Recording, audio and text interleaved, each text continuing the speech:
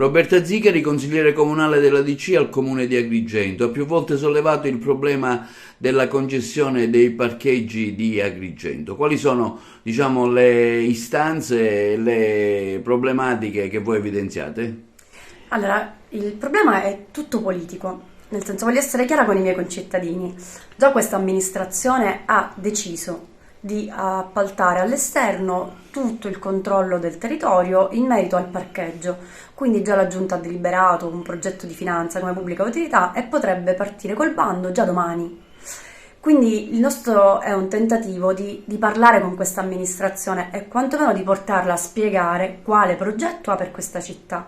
In particolare io non capisco quale sia la visione sulla nostra zona balneare, sul San Leone, perché con questo progetto verrà introdotta una ZTL per 20 anni, il porticciolo diventerà tutto pieno di strisce blu, va a cambiare la viabilità e tutto questo, che comunque è una modifica impattante, viene fatto senza concertare nulla con il resto della città, senza neanche dirlo. E per me è un fatto politicamente grave, perché decisioni così importanti vanno concertate con la città.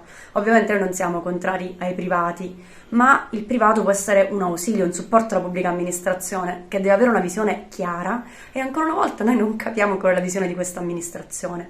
Tra l'altro spesso mi pare di leggere tra le carte, perché ripeto il sindaco ancora non ci ha spiegato nulla, si chiede a questo privato di coprire falle della nostra amministrazione. Spiego meglio.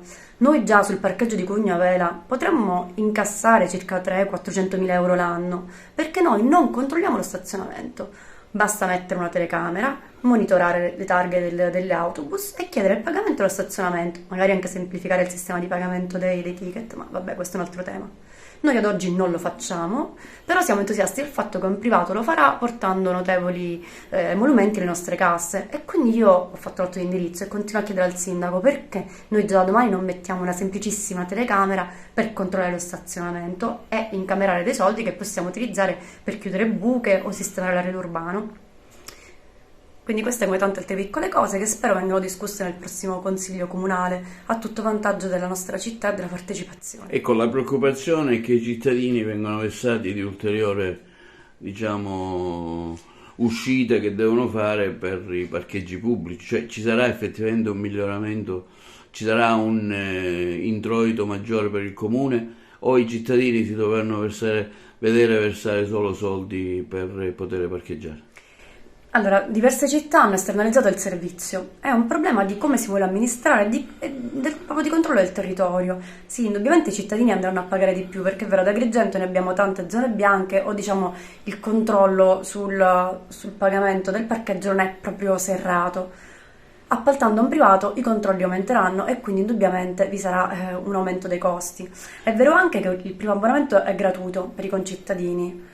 È anche un modo per disincentivare l'utilizzo delle auto, perché comunque nelle città più moderne è un po' fuori moda, è un po' illogico avere 2 o 3 auto a famiglia. Bisognerebbe averne una e avere degli strumenti di mobilità alternativa come mezzi pubblici.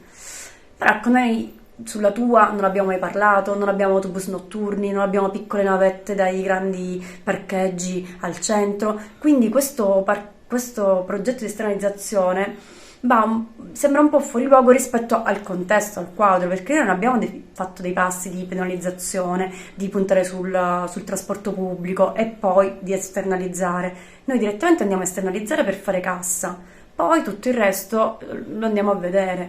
Invece avremmo dovuto, secondo me, pensare prima a restituire la piazza di via Vittorio Emanuele, quindi togliere i parcheggi là, completare il parcheggio di piazzale Rosselli, oppure, se non può essere completato, abbattere l'ecomostro e rifare un progetto di sana pianta. Però ecco, quella poteva essere una priorità, risolvere il problema del parcheggio e della mobilità creando nuovi parcheggi.